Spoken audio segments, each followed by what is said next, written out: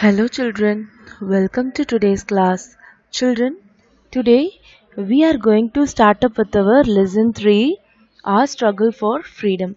Children, already we have seen in part 1 what are all the things which has been happened after the revolt of 1857 and what kind of a feel does the Indian people have towards the end of the revolt, isn't it? And along with it, we have seen why the people needed an organization or a group of leaders to guide them against the British people. So, as per the request and as per the decision of the Indian people, a few leaders of India decided to start an organization. It is called as Indian National Organization, isn't it? So we have seen when does the Indian National Congress was formed and A.O. Hume started the Indian National Congress, and when the first meeting of the Indian National Congress was started, where it has been started and how many leaders has been participated and what are all the different demands which has been kept by the INC people against the British. So these are all the things we have seen yesterday, isn't it? So by the continuation of that, today we are going to start with part 2 of the lesson. So by today's part 2, we are going to see the following contents. Indian National Congress, the moderates of Indian National Congress, the extremists of Indian National Congress, and the partition of Bengal. So these are all the main topics which we are going to see today. Shall we start up with the session, children? So by the first way, we are going to brief about the Indian National Congress. As we seen earlier, the Indian National Congress has been formed in the year of 1885. So its first session of Indian National Congress was held on 28th December 1885. And this first meeting was being attended by 72 people, and all the 72 people were composed of social reformers, journalists and lawyers.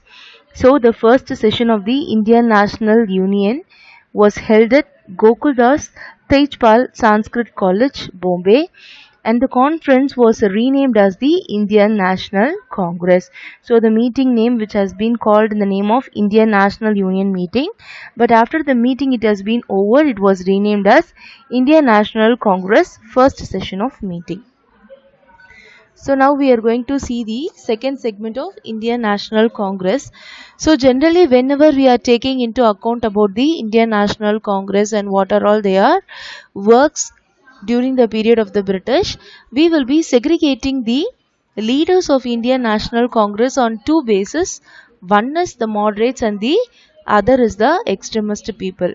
So children, so whenever the Indian National Congress has been discussed, the people of the Indian National Congress will be categorized as two set of people. One set of people are called as the moderates, the other set of people were called as the extremists. So we are going to see who are all moderates. So the early nationalists also came to be known as the moderates, and they were a group of political leaders in the India active between 1885 and 1907.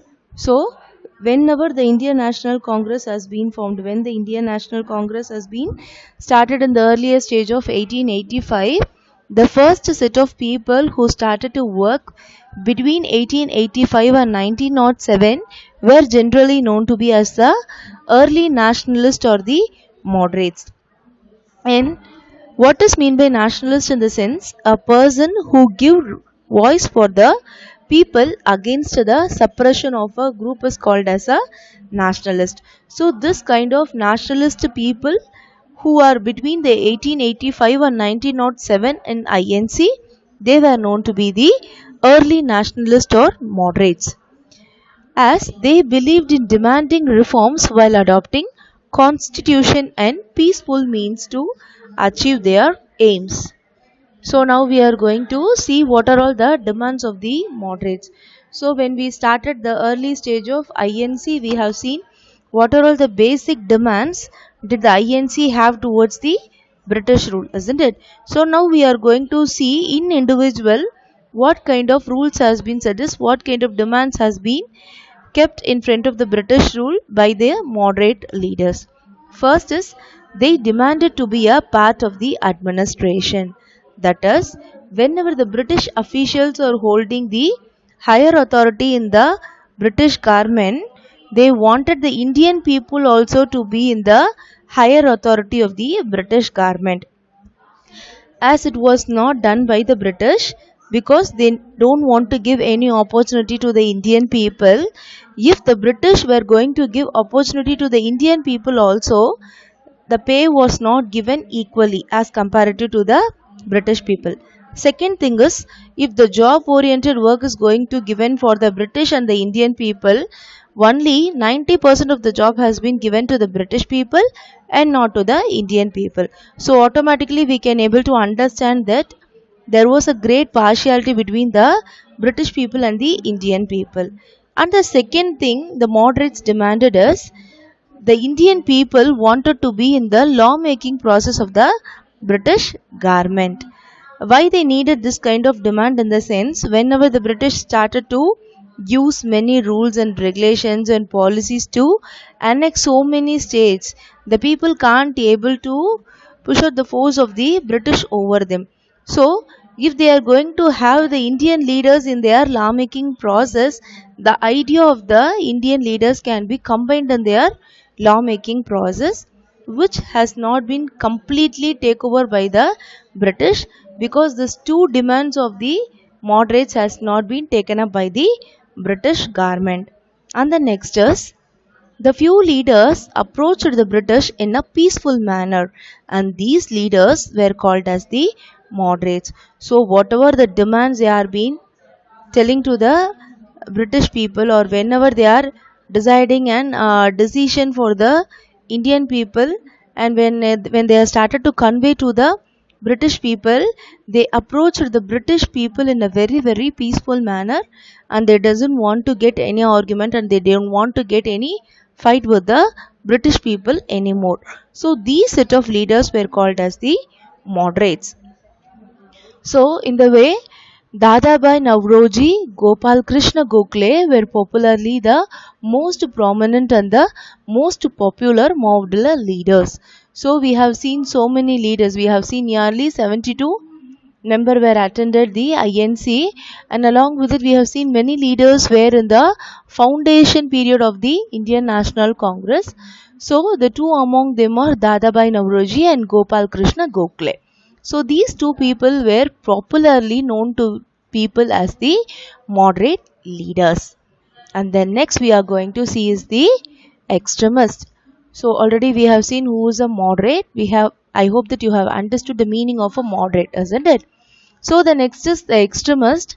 The early nationalists failed to attain their objectives, giving rise to another group of leaders known as assertive or extremist nationalists. So children, whenever the leaders started to participate in the INC in the earlier stage of 1885 to 1907, those set of people were known to be as the moderates. We learned it already. So the next set of people who came after this period, or who started to form as a special leaders after the demands of the moderates, this set of people were called as the extremists. And what is the difference between the moderates and the extremists? In the sense, the moderates have a few belief towards the British government, that whenever they started to request something, the British government will able to help the Indian people. This was the belief for the moderates towards the British people. But when comparing to the moderates, extremists were the leaders who doesn't have faith toward the British people, as these leaders were seems to be completely unhappy with the British rule. So always the extremist people will have the belief that the British won't do any good thing, or they won't be doing any sort of welfare things to the Indian people. So the leaders who were unhappy with the British rule, and the leaders who do not have any faith in the British government, and those who are disappointed with the government methods, these set of group of leaders are known as the extremist. So this is the basic difference between the moderates and the extremist children. As the moderates having a few belief, they started to keep the demand towards they started to push over the demands to the British people. But the extremists were completely disappointed with the British people, so they started to be as a separate group of leaders. And the extremists strongly believed that the British were not interested in the welfare of the Indians. So the people strongly believed the British is not going to do any good things for the Indian people, and definitely they are not going to work over the development or the growth of the Indian people.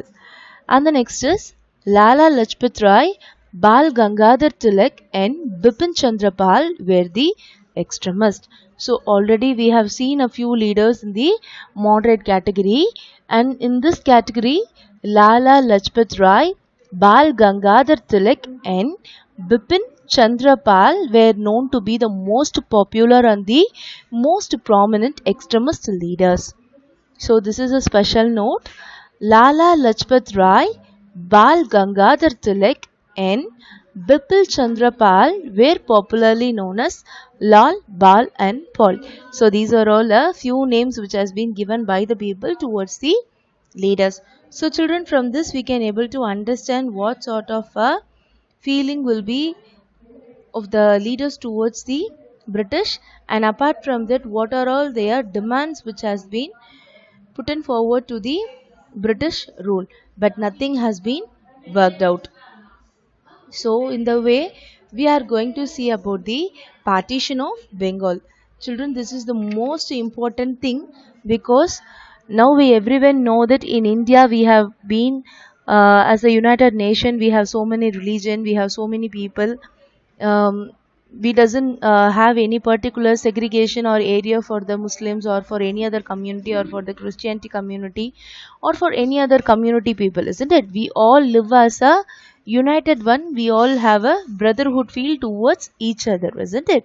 But in the early days before independence, the English people started to segregate the entire country into two set of people based on their religion and based on their living areas. So this kind of partition we call it as a partition of Bengal, and especially the Bengal area has been partitioned completely in two ways, and this we call it as a partition of Bengal.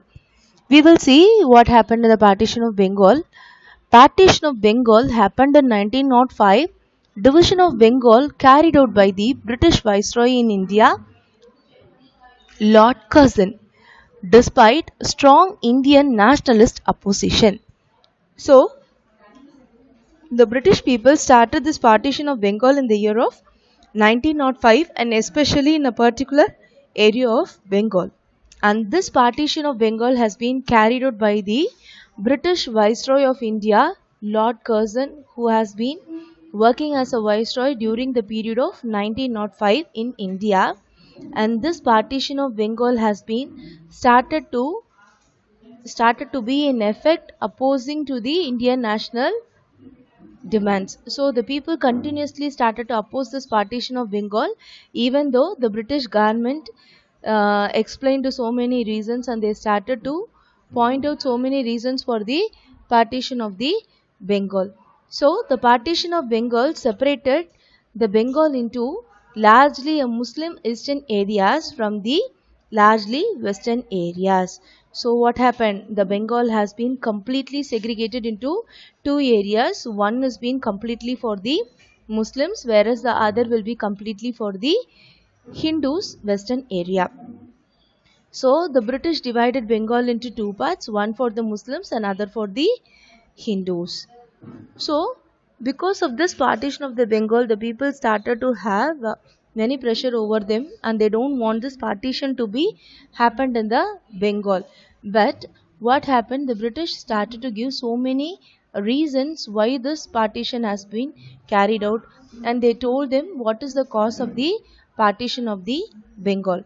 The reason which has been given by the British against the partition of the Bengal is the decision of the Bengal, the partition of the Bengal was The Bengal, with a population of 78 million, had become too big to be administrated, which was true to some extent, but the real motives behind the partition of the Bengal were the British desire to weaken the Bengal, the nerve center of the Indian nationalism, and divide the Muslims and the Hindus. So this is the main cause which has been given by the British for making the partition of the Bengal. What they told us, as Bengal has been mostly populated, it has been populated nearly 78 million of people. They can't able to administrate the country in a proper way. So the British, for the better administrating purpose, they are going to divide the Bengal into two set of people. This is what the reason which has been told by the British people to the Indian people for segregating the Bengal, one for Muslims and one for Hindus. But the real reason behind the partition of the Bengal is, as the nationalist movement has becoming very much stronger in the mid of the part, they can't able to control the leaders or control the people during the movement time, and they started to feel the pressure from the Indian people. So they decided that hereafter they can't able to sustain the movements of the Indian people, they can't able to bear the voice of the Indian people. So to weaken the nerve point, so to weaken the center point of the movement, they decided to divide the country. They decided to segregate the Bengal into two parts, one as Muslims and one as Hindus. So by this way, they decided to control over the two segment of people. So children, I hope that you would have understood about the partition of Bengal, isn't it? So now we are going to do a small activity. So children, I'm going to give a few questions. You are going to answer for that. The first question is, the first session of the Indian National Congress was held on. The first session of the Indian National Congress was held on. You want to write when was the Indian National Congress first session was held. Have you written the answer, children? So the answer is December 1885. In this year, the first session of Indian National Congress was held on. The next question is, the first session of the Indian National Congress was attended by dash members. I repeat, the first session of the Indian National Congress was attended by dash members. So you have to write how many members have attended the first meeting. So the answer is 72 members. So the next question is, Gopal Krishna Gokhale was a dash. You have to write whether he is a moderate or an extremist. I repeat the question. Gopal Krishna Gokhale was a dash. The answer is, he is a moderate. We have seen in the example, Gopal Krishna Gokhale is a moderate. And the next is, the dash did not have faith in the British government. I repeat, the dash did not have faith in the British government. You have to write which set of leaders doesn't have any faith or belief in the British government. We very well know two set of peoples are there. You are going to write which set of people do not have faith in the British government. Answer is extremist. Yes, the extremist did not have faith in the British government.